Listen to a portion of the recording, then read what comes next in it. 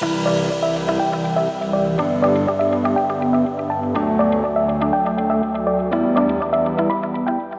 to the Front Seat Life podcast. This is Jessica Butts, your host and CEO and creator of Front Seat Life, where I help you be unapologetically who you are in your life, love, and business.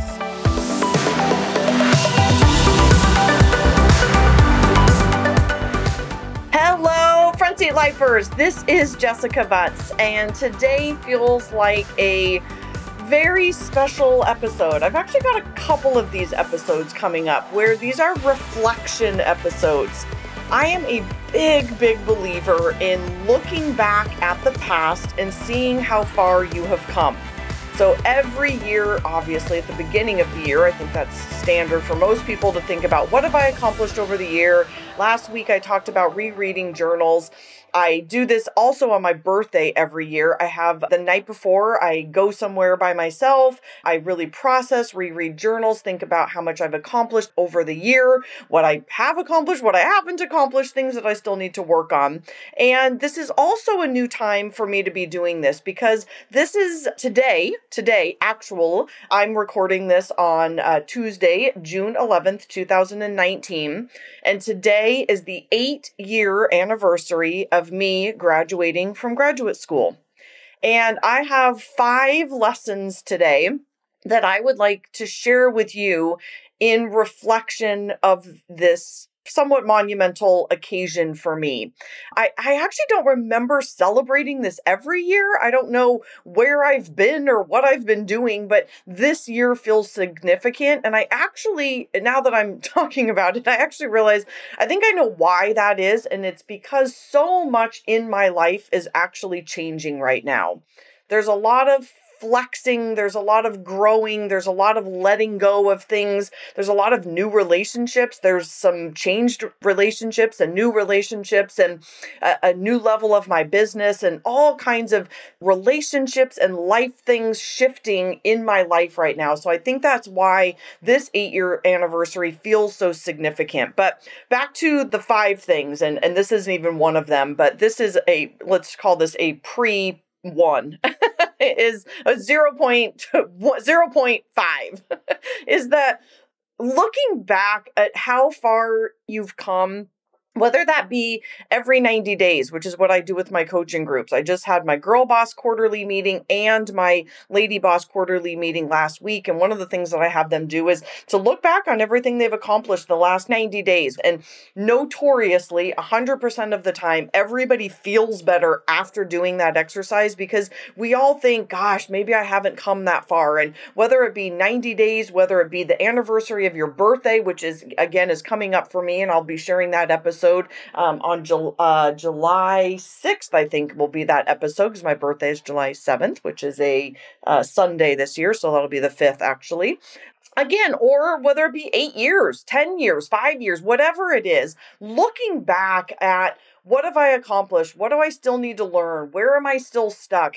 Because I think, again, as Dr. Phil says, I said this on last week's episode, the best predictor of future performance is past performance. And it's a good time to do so. So let's jump into the 5 things to talk to you about today. I'm excited. This has just kind of come to me. This is how I do this podcast, is I have a plethora of things that I want to talk to you guys about content, but sometimes I'm just really inspired. And today was one of those. I had a completely different episode for you today, but this came to me and it came very quickly and innately. And so again, I wanted to share the 5 things. So let's jump in to number 1 of the things that I have learned from the anniversary of graduate school. And number 1 is we, me, I, you, all of us, we've got to learn how to let go of the old to allow the new. My very dear friend, Sarah Dean from Shameless Mom Academy, she talks about making space for your future. And I like to think of this as like a bucket. And we are a bucket, if you will, of energy. And when we are full of old stories, old ways of being, relationships that no longer serve us, jobs that are keeping us stuck and in a mindset that there's nothing else we can do, our bucket stays full and there's no way anything new can come in. I learned this years ago from one of the mindset books I read, probably The Happy Pocket Full of Money, as I love that book about mindset. And the idea is truly that if we are full of things that keep us stuck, full of old stories, old patterns, old relationships, old friendships, nothing new can come in. And so sometimes, like Sarah Dean would say, we need to make space for our future or let go of the old. And back in that time of my life, 8 years ago, I was still married. And I think about all the things I had to let go of during that time and the subsequent 8 years. And that was literally a marriage. I mean, a big part of the reason we got divorced was I was living a completely incongruent life. We were just not on the same page anymore. And so I had to release that relationship because those two things could not exist. That's a whole nother story as to why he didn't want me to go back to graduate school and all of that. But basically it was living an incongruent life. He wanted me to stay the same way. And the reason was because he was afraid I was going to leave him, which is inevitably what ended up happening. But I could have stayed in that relationship where he did not want me to grow. And again, that was his own insecurities, his own stuff that was going on at the time. And that's another podcast. But I could have stayed in that mindset. And instead, I had to let go of that, literally let go of the relationship in order to do what I needed and wanted to do for my future. I also had to let go of a job. I quit. I mean, I literally took a severance. It was absolutely a sign from God. They were laying people off at the time. I was one of the most senior people on that team, and I volunteered because I knew that it was time. I didn't even tell my husband. My God, I didn't even tell my husband at the time. I literally took it and thought, oh shit, I probably better let him know that I just did that. But it felt like this sign from God that if I didn't take this opportunity that was in front of my face for a severance, an opportunity to go back to graduate school, it wasn't going to come again. So I quite honestly, whether that's wrong or right, it is what it is. I didn't really even think about it. I knew that this was a sign. Do you guys know signs? You guys have signs, right? Please tell me that you have a sign. And sometimes we listen to them and we act on them, and sometimes we don't. And with the signs that I don't act on, oh my God, do we not get so mad at ourselves? I remember being married and thinking, okay, God, God, I'm going to make a deal with you. I didn't act on that last sign that you sent me. So can you please send me another sign? How many of you know this? How many of you have done this? We make a deal with God. Okay, bro, I'm sorry. I did not act on it the last time. You were super nice. You sent me the sign. I completely ignored you. So can you please send me another sign? So again, sometimes we act on it, sometimes we don't. At that time of my life, I knew that this was the sign. This was the thing that was putting in my face, here's some money, you can go, and that's exactly what I did. I also had to release some old stories about myself. I wasn't fantastic in school. I was not even great in undergraduate. I was not a fantastic student. I wasn't a terrific writer. I would still say I'm actually not a terrific writer, even though I've written 2 books. There's a lot of old stories. I'm not smart enough to get a graduate degree. Who am I to do this? Nobody from my family's done it. Like, who am I? Like, there's so many old stories. And we have to be willing to let go of things that no longer serve us. That story that I'm not smart enough and not good enough, I had to release that story. I had to release a job that no longer served me to get to where I wanted to go. Let me be clear about that if I wanted to stay in the same life, it would have been fine. 8 years could have gone by. I could be in the exact same place. I could still be married to Brian. I could still be working in HR. I could still be living the same life if that's what I wanted. But most of you listening to this right now don't want that, or you wouldn't be listening to these personal development podcasts and reading books and things like that. And so if you are happy and content where you are, this isn't super relevant. But most people I know in my life want something better, something, they want to grow, they want to evolve. It doesn't even mean that sometimes what you have is not fantastic. But in my case, the job was absolutely incongruent. My relationship was incongruent. These stories were incongruent in my life to where I knew I wanted to be. Where I knew I wanted to be. I had to release those things in order to get to this vision that I have in my life. And I want all of you that are listening right now to put yourself in those shoes, because I know you've been there. I know you have those visions for your life. I know you've had the inkling. I know you've seen yourself doing something different. Elizabeth Gilbert talks about that in Big Magic a lot, that we are given these visions and they are ours for a reason, and that it is our job to then act on them. And we have to let go of some of the old to allow new in. That's number one. Number two is stepping in to the unknown. This is a very interesting thing for me because this has happened probably 2 or 3 different times in my life. So it's not super significant. That's not true. That's not true. It's probably been a half a dozen times. And it is a very weird sensation. And I'm curious if you've felt this, is when you step into the unknown, you are literally going to get to a place in your life that you've never felt what you're going to feel before. And that is a weird ass feeling. It's a weird feeling to step into a new way of being, to step into a new relationship, to step into the unknown. So there's a couple different, the one in particular that I'll remember is when I stepped into, I had been dating a lot. When I first, obviously I spent a good, about 6 months to a year of just healing and not dating, and because I just think that's ridiculous when people jump into new relationships. Anyway, that's my 2 cents on that. But I needed to heal. But when I started dating, when a relationship would end, I would start dating immediately, or I would start looking again. I would get online and start doing the online shopping, as I used to call it.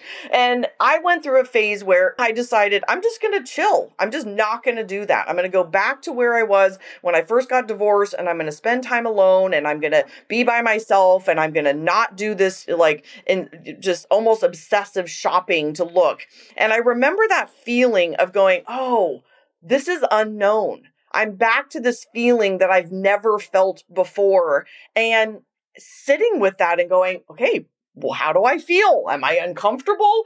Do I feel empowered? Like really getting clear about how you feel is pretty fascinating because it's unknown. You're stepping into the unknown. It feels weird and scary at the same time. I'm actually experiencing this right now in my business. I just doubled my team last week, and I've now stepping into a new way of being in my business that I've never, ever done before.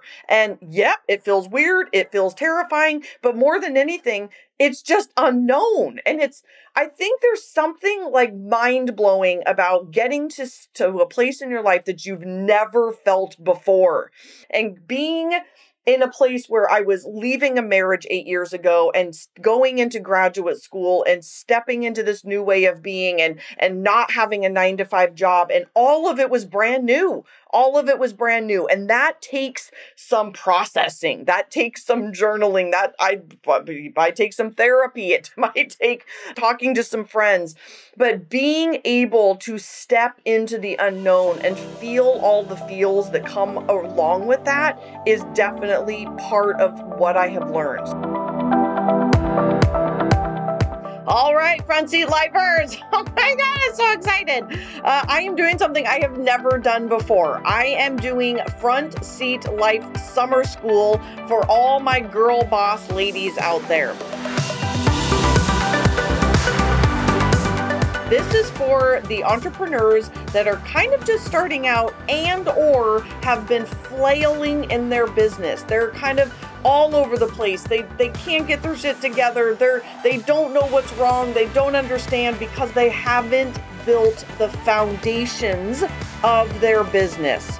So for the entire month of July and August, and then a huge epic one-day implementation and integration session in person or live stream on September 4th, I am going to help you get the foundations of your business together.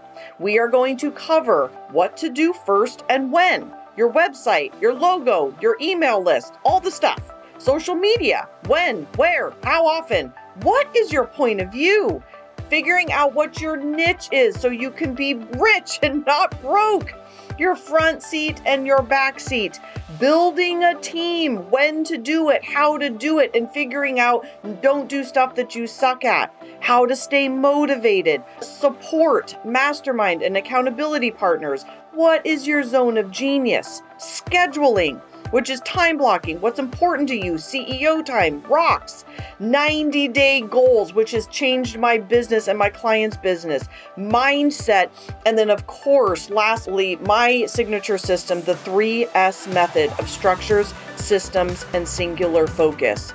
It's time to put your money where your mouth is. For those of you, and I know you guys because I've had millions of you as my clients, maybe not millions, hundreds of you as my clients, you're flailing. You've been making this promise to yourself and to your spouse, and you're saying you're going to get it together, and you never do. This is your opportunity to get everything in one place. It is Front Seat Life Summer School. We're going to get you in June. It starts July 8th. Every Monday at 9 a.m., I will be giving you content. You will then be doing homework, and you will end the week with implementation. That is an 8-week process. And then again, we have an epic full day. You can come to Seattle, you can live stream it, where we will do an entire day of integration and implementation. This is it, guys. I'm so excited to bring you this because I have been hearing this from my clients for years that this is something that they need and want. And I am finally bringing it to you all summer long. Get yourself signed up. It's only open May until June 25th. That's it. I will see you there.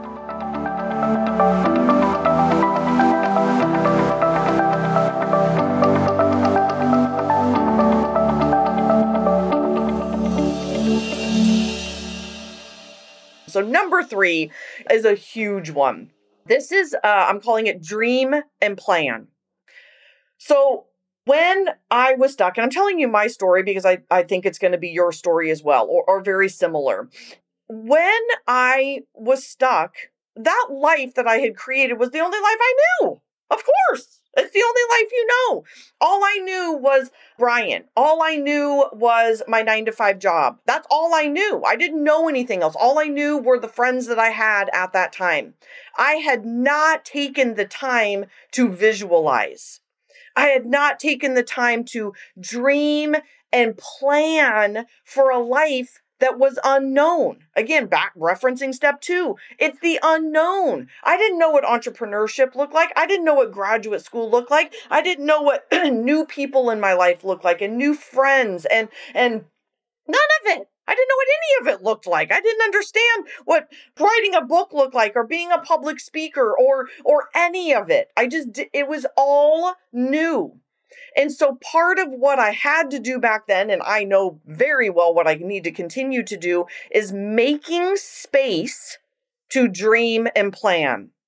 One of the main ways that I used to do that very much so, and I've told that story before, is that I would get up in the mornings when I was still married, and I would go into the other room and I would lay on the floor and I would do a guided visual meditation called life visualization. Because I hadn't allowed myself to dream outside of my current reality. And I think that's true for a lot of us, that our current reality is all we can actually see. It's so hard to see past or outside of our current reality. Again, we don't know the unknown, so we can't even see it. And the only way that I know to do that are 2 things. One is visualization. creating the space. I want to be very clear about that. And I'm piggybacking off of last week's episode about the reasons that I journal, the reasons that I have a morning practice. And a big part of that is creating space in my life for new images, new feelings, new plans for my life to come in. So that's, 1.5 of dream and plan. The next part of this is hanging out with like-minded people. This is epic because if we're hanging out with the same people from our old life only, that is the only reality we have. Those are the people that live in that world of whether it be 9 to 5 or stuck in a job or all the people that are complaining about their 9 to 5 jobs, right? We know those people. That becomes your current reality. In order to dream and plan and look outside of your current reality, we have to have people that are doing what we want to be doing. And back in that day, 8 years ago, that was one of the most transformational moments of my life. I had just quit my job. It was my last day, Friday. The next day, Saturday, I went to this meetup group for, I don't even remember what it was, but everybody in that room was either a psychotherapist or like an organization, OD coach, an organizational and development coach. Every single person in that room was doing what I wanted to do.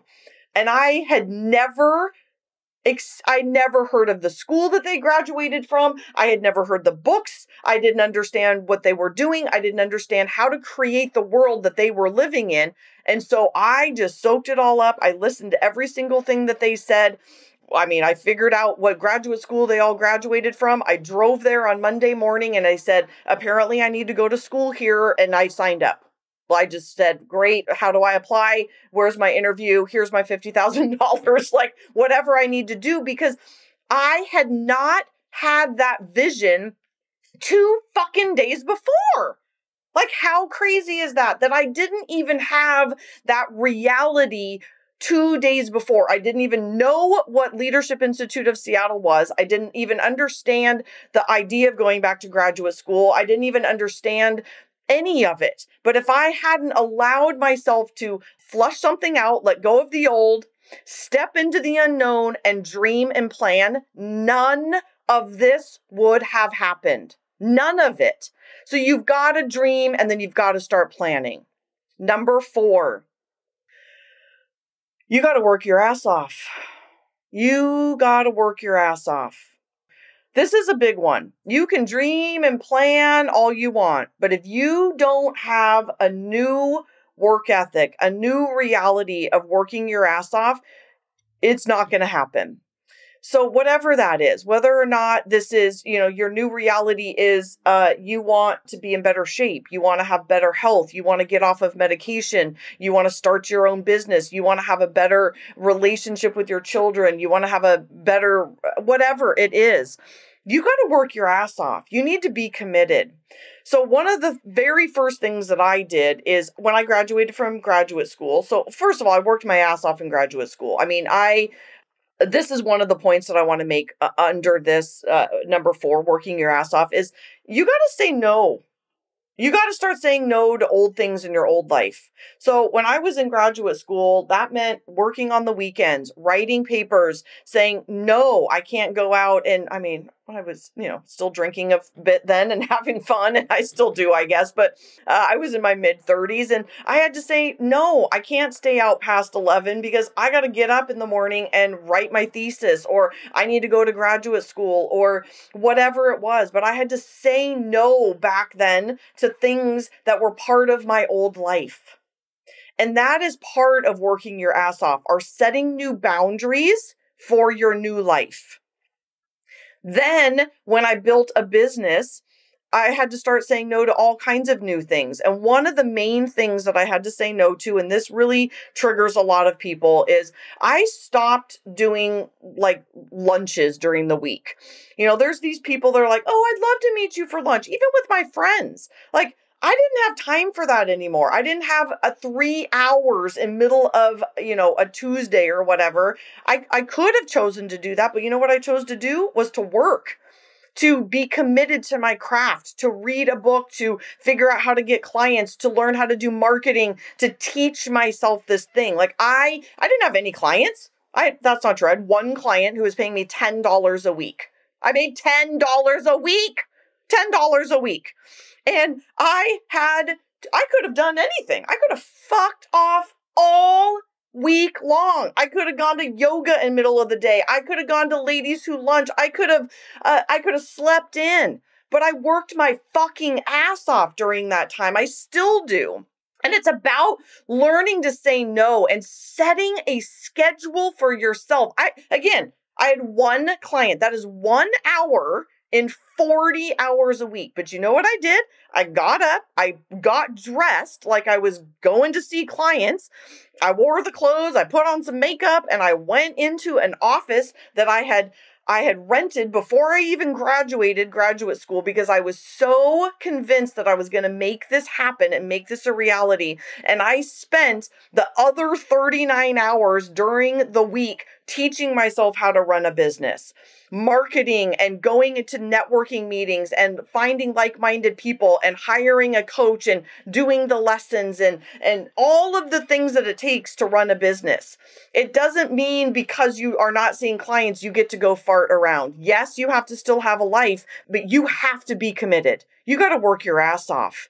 And I think the other point of that is getting a coach for what you don't know. When I graduated graduate school, I knew how to be a great therapist. I mean, I had that down. I felt very confident about my skills, but what I didn't know was how to run a business. They didn't teach me that in graduate school. So I had to go back to what I call business school now. And that's what I teach people now is entrepreneurship. You got to learn the 8 steps that I'm teaching in summer school. You got to learn these 8 steps that come along with entrepreneurship, about the actual steps that it takes so that you're not completely losing your mind, about how to start it and how to not make mistakes and how to not waste money by doing it wrong the first time. So that's number 4, work your ass off. And number 5, I will end here, is creating a new life takes new mindset. It takes new routines. It takes new habits. It takes a new way of being.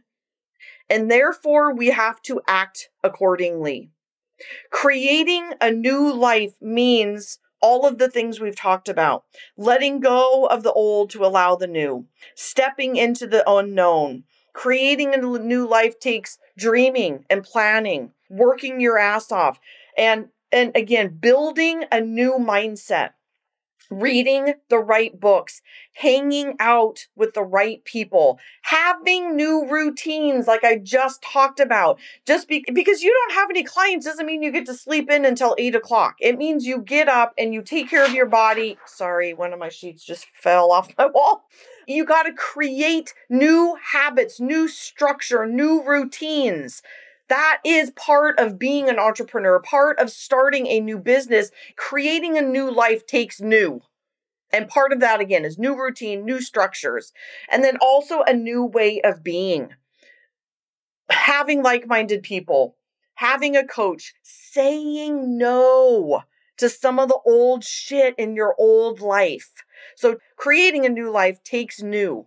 Act accordingly. That would be my quote for this, is act accordingly. Stop living this incongruent life or trying to allow 2 things to be at the same time. We have to learn how to let go. And so these are 5 of the main things that I've realized I have learned over the last 8 years since leaving graduate school. Again, 1, letting go of the old and allowing the new. Number 2, stepping in to the unknown and feeling what that feels like. Number 3, dreaming and planning, visualizing, hanging out with like-minded people. Number 4, working your ass off. And number 5, creating a new life takes new. takes new. Act accordingly. Thank you for listening. I hope that this has been helpful. I love bringing you this content. I love reading your reviews on iTunes. Pop over there, go to iTunes, rate and review. Please share this. If it's inspiring and you feel like it's worthy of 5 stars, I sure would love a 5-star review from you, some comments, letting me know how this is impacting you. And as always, if you ever want to reach out or DM me or send me a message or send me love or something, I would love to hear from you. You can always find me over on Instagram at Front Seat Life. Thank you so much for listening, and I'll see you next week.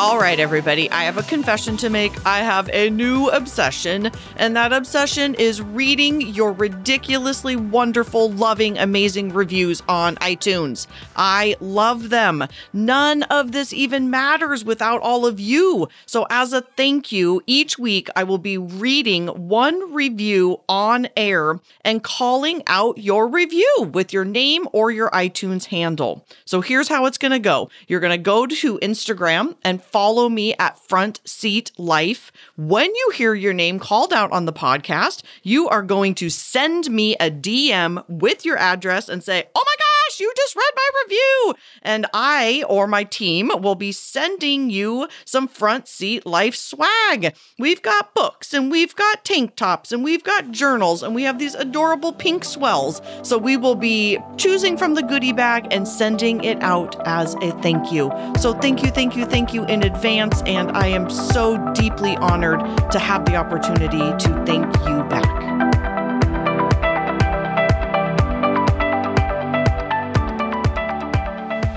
Today's review comes from JMSHR2 on iTunes. It's a beautiful one, so let me start by saying thank you. This person gives a 5-star review and says, "Front Seat Life podcast is a must. I love Jessica's podcast and books. I binge listen to the episodes, and I can't get enough of her insights and encouragement. I especially love the episode with her sister, Erica. I truly appreciate Jessica's passion, authenticity, humor, and willingness to share herself in such a transparent way. Jessica is a wealth of knowledge, and her practical and powerful suggestions and teachings motivate me to continue to do the work I created to create the life that I wanted. Each episode gives a new sense of clarity to me. Jessica helps people understand their personality types, and she shares different ways to help you thrive in life. Thank you for sharing your gifts with the world, Jessica. You are an inspiration." Thank you beyond words. Thank you.